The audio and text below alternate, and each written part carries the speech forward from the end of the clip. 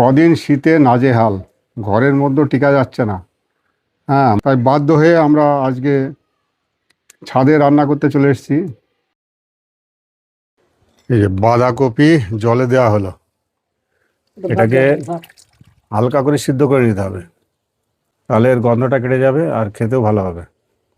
ভাত হয়ে গেছে, এই যে মাড় ঝরানোর জন্য উপর করে দেওয়া হয়েছে।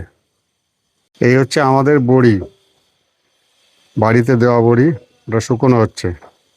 পেন্টিংটা একটু শুকোতে দিলাম রোদ্দুরে, যেহেতু বাইরে আছি বলে।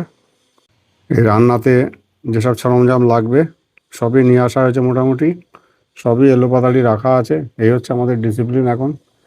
হ্যাঁ, সুযোগ পেয়েছি আমরা বড়ি শুকোনোর, এক সপ্তাহ পরে রোদ্দুর পাওয়া গেল। উনুনটা যা হয়েছে না, এতে রান্না করার মজাই আলাদা। এইমাত্র দেওয়া হলো, দেখুন কি অবস্থা। গ্যাসে এত তাড়াতাড়ি হয় কখনো? এরম ফুটবেই না। আর জ্বালানি বলতে একদম সামান্য জ্বালানি দেওয়া আছে, তাতেই এই অবস্থা। হ্যাঁ, এই যে এবার জল ঝরানো হবে, বাস। এই যে কাতলা মাছের মাথা আর রুই মাছের ডিম, নুন হলুদ মাখাতে হবে, এই ডিউটিটা আমার পড়েছে। কাতলা মাছের মাথা আর রুই মাছের ডিম এটা বড়ার জন্য। আর এই মাথা যাবে বাঁধাকপির তরকারিতে, বাঁধাকপির ঘন্ট হবে এটা দিয়ে, হেভি লাগে খেতে এই কাতলা মাছের মাথা দিয়ে করলে। ডালটাকে তড়কা লাগাবো, এই ফোড়নটা দিয়ে দিলাম, পেঁয়াজটা ভেজে নিয়েছি, এবার ডালটা দিয়ে দিচ্ছি।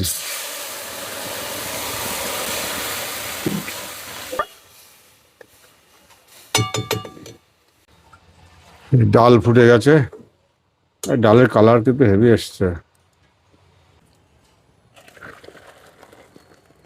আহ, কি কালার!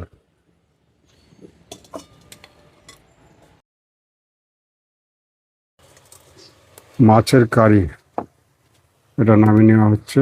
অল্প করে কপিস মাছ ছিল, সেই দিয়ে বানানো হলো। তেল গরম হয়ে গেছে, এবারে মাছের মাথা দেওয়া হচ্ছে এর ভিতরে। হ্যাঁ, দাও।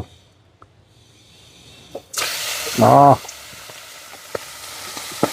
রে বাবা, ফাটছে গো, দারুণ ভাজা হবে।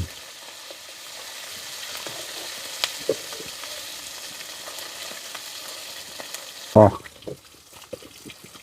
কি দারুণ হয়েছে ভাজা। এইবার ওই তেলের ভিতরে জিরে